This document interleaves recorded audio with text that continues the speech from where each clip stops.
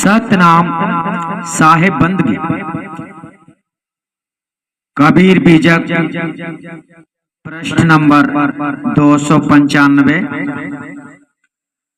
बहुत ही गहराई का विषय इस वाणी के अंतर्गत सदगुरु समझाएंगे और कह रहे हैं परमात्मा की स्थिति एवं परमात्मा का स्थान, परमात्मा का स्वरूप, सारी बातें इस वीडियो में बतलाई गई हैं। शब्द नंबर 43 सदगुरु का असली बीजक वाणी। पहले आप शब्द को समझिए। पंडित मिथ्या करहु विचारा, ना वहां सृष्टि ना सृजनहारा। इसका अर्थ आप आसानी से भी समझ सकते हैं, लेकिन कुछ विशेष अर्थ आपको बाद में समझाया जाएगा। थल स्थूल पौन नहीं पावक, रवि शशि धरणी न नीरा। ज्योति स्वरूप काल नहीं जहवा, वचन न आहि शरीरा। कर्म धर्म किछ वो नहीं हुआ, ना वहाँ मंत्र न पूजा। संयम सहित भाव नहीं जहवा, सो धाव एक की दूजा। गोरख राम एकौ नहीं हुआ, ना वहाँ वेद विचारा। हरिहर ब्रह्म नहीं शिव शक्ति, तीर्थौ नाही आचारा। माए बाप गुरु जहवा नाही, सो धाव दूजा की अकेला। कहाँ है कबीर जो अब की बूझे, सोई गुरु हम चेला। इस वाणी के भावार्थ पे चलते हैं।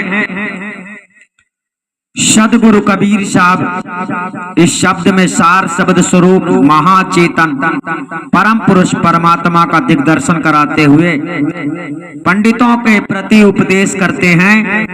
अतएव यह शब्द परमात्मा प्रकरण का है, अर्थात परमात्मा को समझने का। सदगुरु कहते हैं कि हे पंडित जी, आप यह मिथ्या विचार करते हो कि इस पांच भौतिक जड़ प्रकृतिमय सृष्टि आदि का उत्पत्ति प्रलय करता स्वयं परमात्मा है। यहाँ पर समझ लेना कि इन सबका उत्पत्ति करने वाला परमात्मा नहीं है। ये इस वाणी का संविधान है। अतः जड़ प्रकृति माया मंडल और उसके आगे चेतन आत्मा ब्रह्म तथा उसके भी आगे जहाँ चेतन परम पुरुष परमात्मा विद्यमान है, वहां पर ना तो यह सृष्टि है और ना सृष्टि करने वाला ओमकार ब्रह्म निरंजन ही है। अतः उस सत्य पुरुष परमात्मा के द्वारा इस सृष्टि की उत्पत्ति का विचार करना आपका मिथ्या है। कहने का मतलब है, अगर किसी को ऐसा लगता है कि इस सृष्टि की उत्पत्ति को पार ब्रह्म परमात्मा ने ही किया है, सो यह गलत है। उस सत्य लोक परमात्मा देश में स्थूल तथा सूक्ष्म माइक प्रपंच एवं किसी प्रकार का कोई शरीर नहीं और ना पवन पावक सूर्य चंद्र पृथ्वी तथा जल आदि भूत भौतिक पदार्थ हैं। और समस्त संसार का उत्पत्ति प्रलय करता काल पुरुष ओमकार ज्योति स्वरूप ब्रह्म निरंजन भी नहीं है।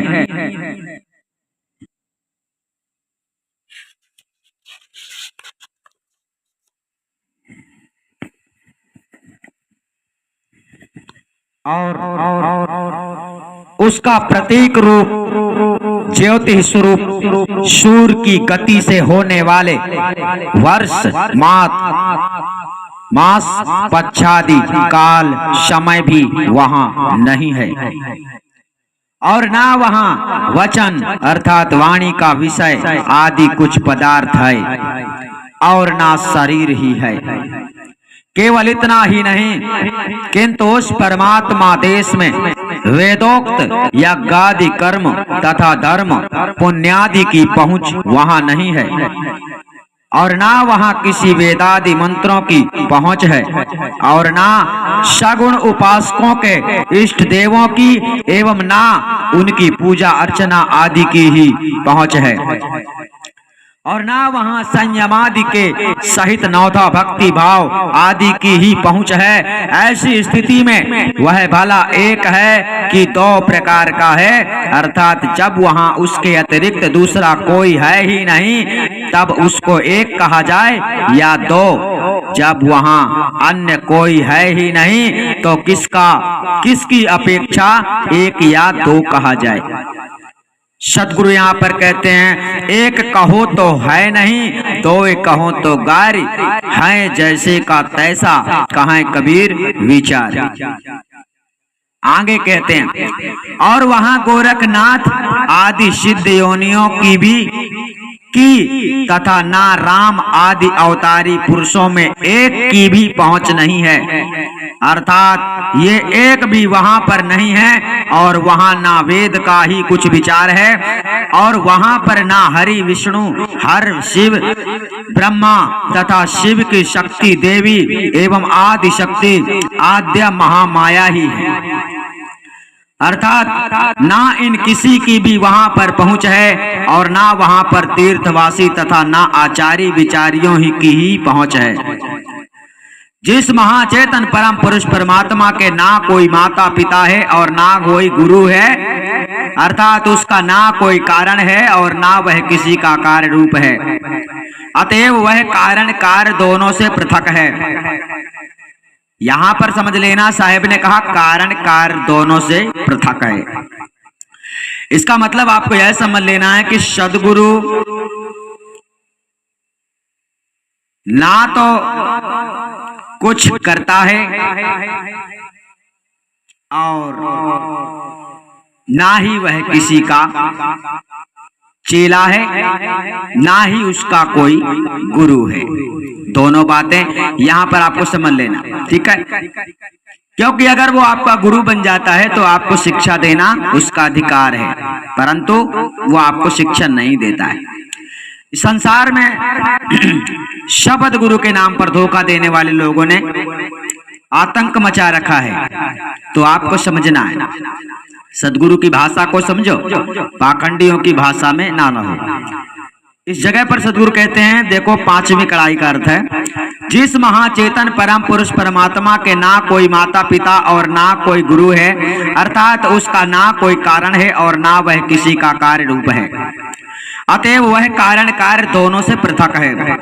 इसी प्रकार और ना कोई उसके आगे ज्ञान प्रदाता प्रकाशक गुरु है, अर्थात उसका गुरु कोई भी नहीं है, उसे कोई भी शिक्षा नहीं दे सकता है।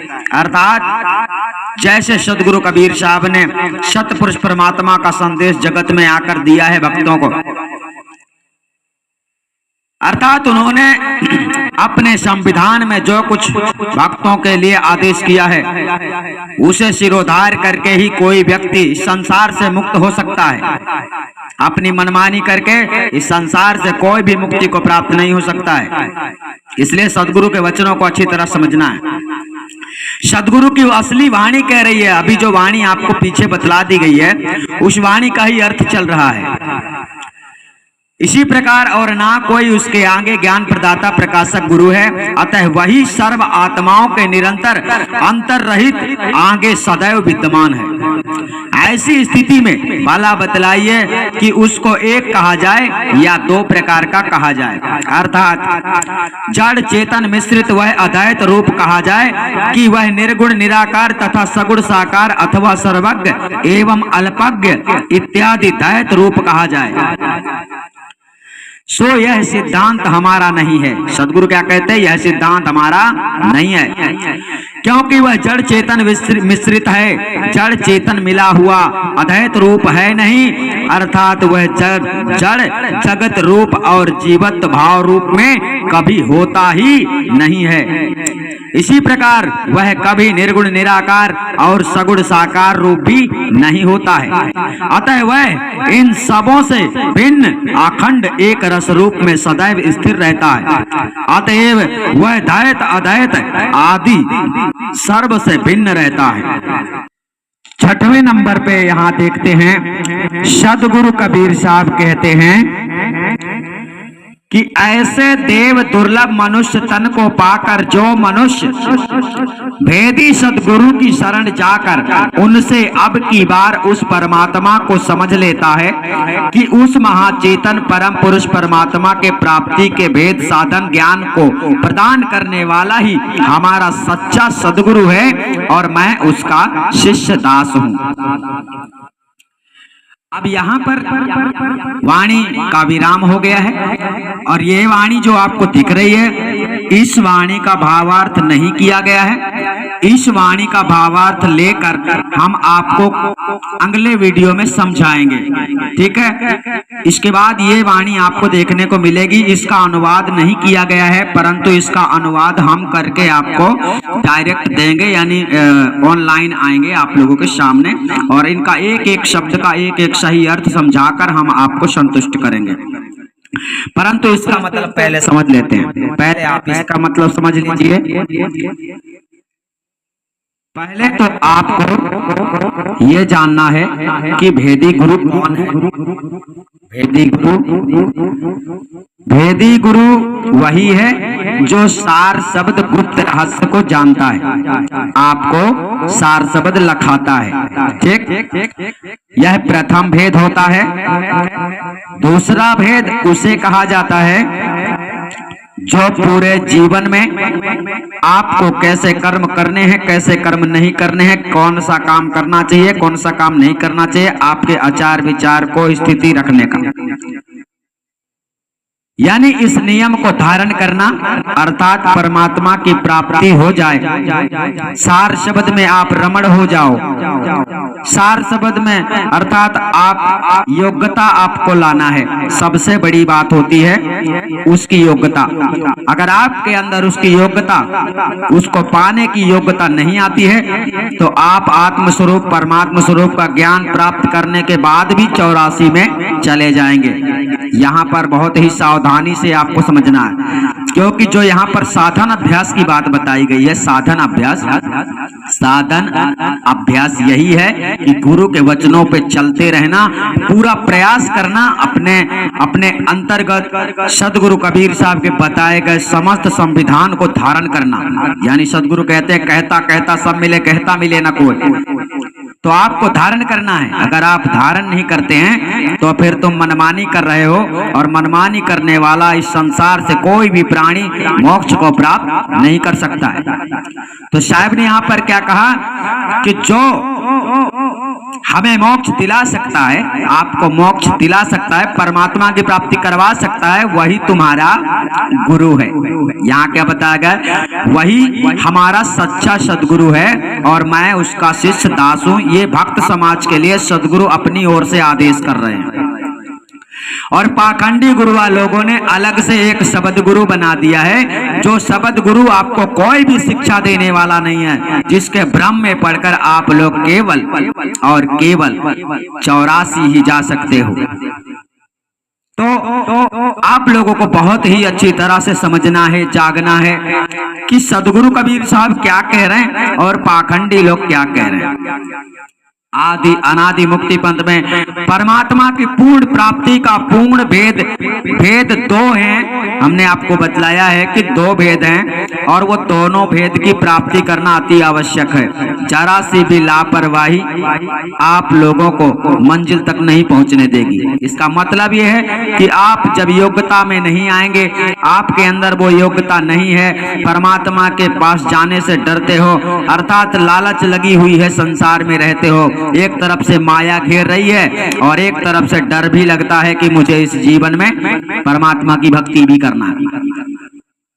तो वही बात है कि जो व्यक्ति जितनी जल्दी सदगुरु की शरण में आकर अधिक से अधिक सेवा भाव से सदगुरु के चरणों में लग जाता है, समर्पण हो जाता है, उसका कल्याण हो जाता है।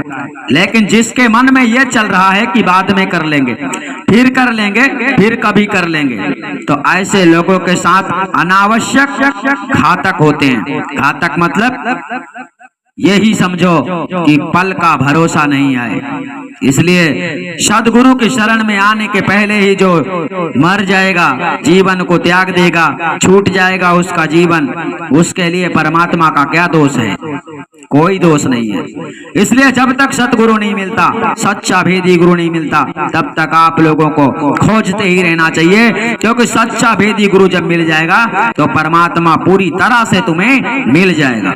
लेकिन परमात्मा की प्राप्ति आपको तभी होती है जब आप उसके योग्य हो जाते हैं। गुरु केवल ज्ञान देने वाला है। ज्ञान का मतलब ये होता है कि जिस बात को तुम नहीं जानते वो सब कुछ बतलाने वाला गुरु ही होता है। तुम्हें सार शब्द लखाने वाला भी गुरु होता है, पूर्ण मुक्ति का भेद देने वाला भी गुरु होता है, तुम्हें काबिल बनाने वाला भी गुरु होता है। लेकिन जिसे मनमानी करना है वो गुरु शरण में ना आए तो ज्यादा अच्छा है, क्योंकि साहिब ने साफ वचनों में कहा है, कामी क्रोधी मनमुखी इनसे भक्ति ना हो। मनमुखी वही होते हैं जो गुरु की शरण में भी रहते हैं और मनमानी भी करते हैं। तो ऐसे लोगों को आदि अनादि मुक्ति पंथ में आने की आवश्यकता नहीं है और कभी सोचेंगे भी नहीं। जिसे अपने जीव का कल्याण करना है उसी के लिए ये दरबार खोला गया है, और इस दरबार में सदगुरु की सच्ची शिक्षा दी जाती है। आप लोग समझ गए होंगे। सतनाम साहिब बंद।